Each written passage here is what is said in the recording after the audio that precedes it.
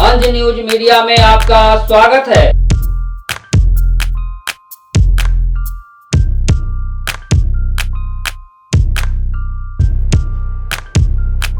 अंज news media के global live show में आपका स्वागत है।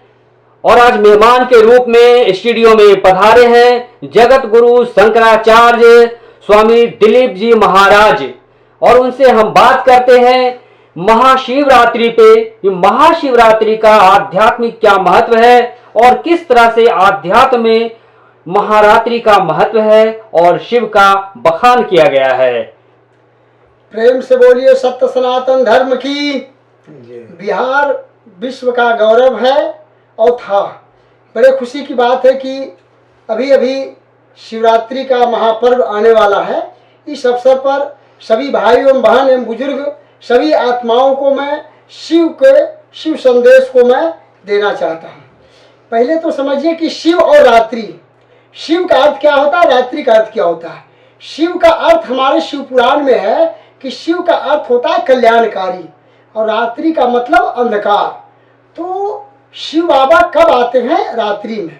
जब मनुष्य के शरीर में अंधकार ही अंधकार हो जाए तो प्रकाश के रूप में शिव बाबा आते हैं। तो अंधकार क्या चीज है?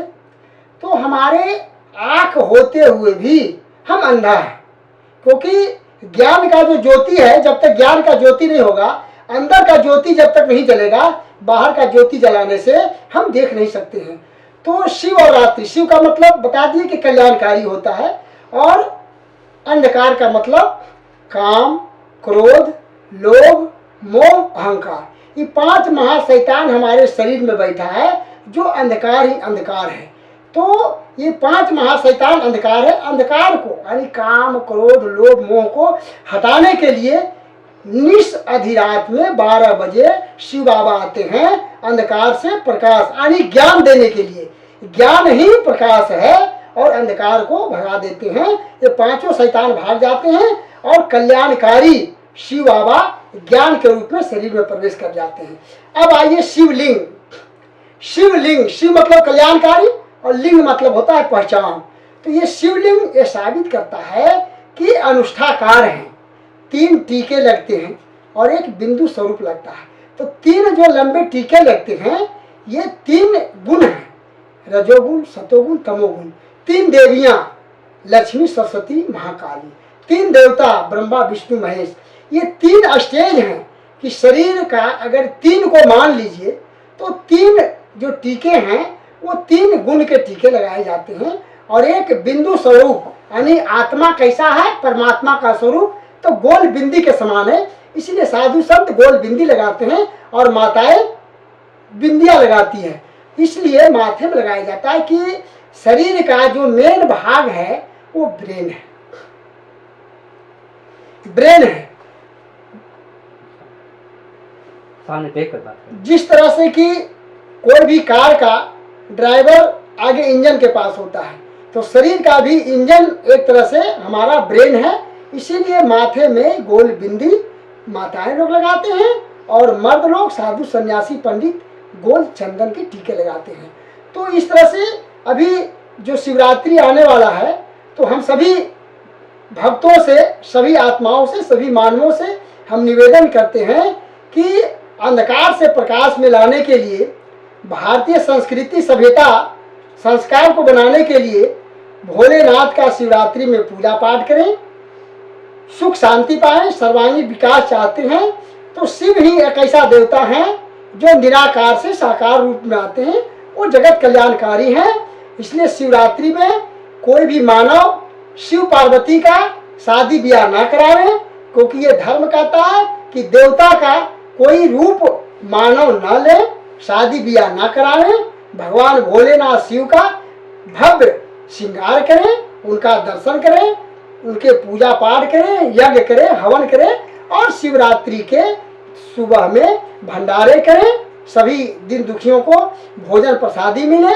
इसीलिए मैं अंतर्राष्ट्रीय विश्वकर्मा महाशक्ति पीठ के अंतर्राष्ट्रीय पीठाधीश्वर जगत गुरु विश्वकर्मा शंकराचार्य स्वामी दिलीप योगीराज तीर्थराज प्रयाग से आए हैं और हम सब जगह का संदेश दे रहे हैं कि जहाँ जहाँ भी पूरे विश्व भारत में शिव लिंग है, भोलेनाथ का मंदिर है, आने वाला शिवरात्रि में प्रेम के द्वारा मर्यादा में रह करके, मर्यादा का पालन करके प्रेम के द्वारा भोलेनाथ का पूजा पाठ यज्ञ करें, भंडारे करें। शिवरात्रि में अपने शरीर से महाशैतान को भगावे, काम क्रोध लोम को भगा दीजिए तो अंधकार से प्रकाश आ जाएगा।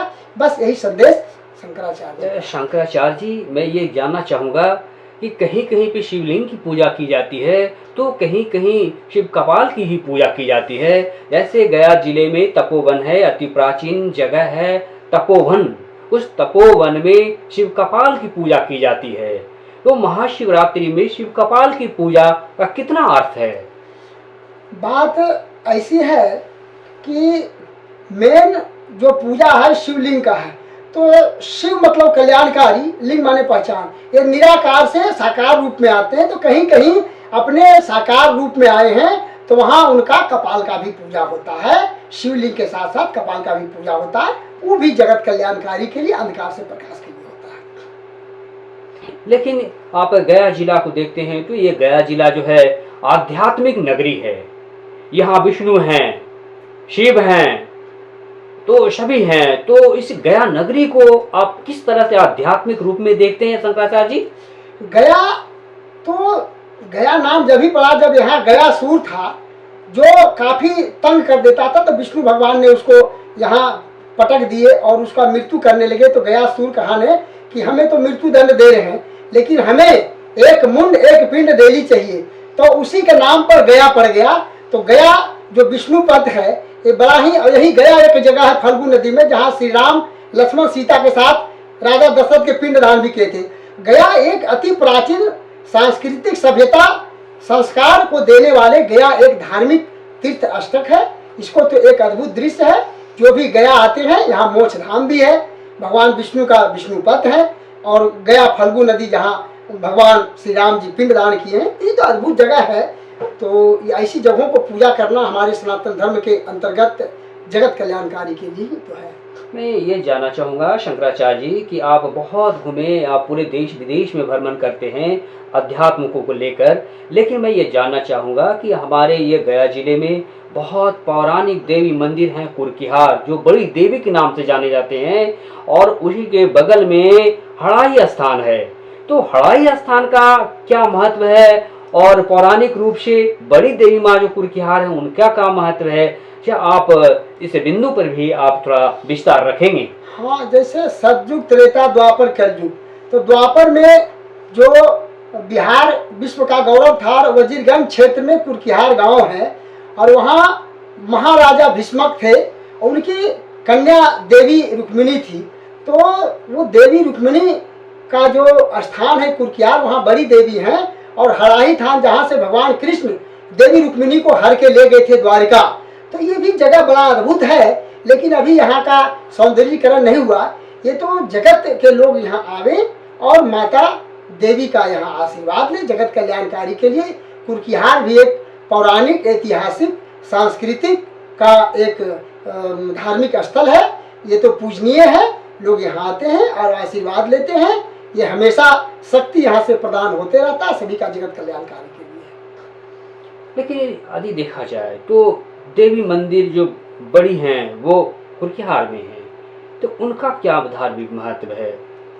देवियाँ के कई एक रूप होती है, तो बड़ी देवी के रूप में कुरकिहार में है, और उन्हीं से एक पार्ट जो है देवी का हड़ाई थान में, क्योंकि ये तालाब बहुत बड़े थे और यहाँ ही भीष्मक राजा से और जो है कृष्ण के जो बलराम दाऊ थे वो ग्वाल बाल के लेकर द्वारका से आए थे, और जरासंध शिशुपाल के साथ वही स्थल पर युद्ध हुआ था, और वहीं से कृष्ण देवी रुक्मिणी को हर के द्वारका ले गए थे। तो वो भी एक स्थल, भगवान कृष्ण स्वयं आए थे, तो वो भी स्थल एक बड़ा सराहनीय सांस्कृतिक और धार्मिक ये स्थल है, देवी का पूजनीय है। यदि हम लोग बात करें वहाँ का डेवलपमेंट का, सनातन का डेवलपमेंट हो, सनातन विकसित हो, तो आप सनातन को हड़ाई स्थान, कुरकिहार और तपोवन में और बोध गया में किस तरह से आप पाते हैं? बोध जो बुद्ध होता है, तपोवन ये हमारे अति प्राचीन जगह है कि यहाँ ऋषि मुनि तपस्या करते थे, तो उसका नाम पड़ा तपोभूमि।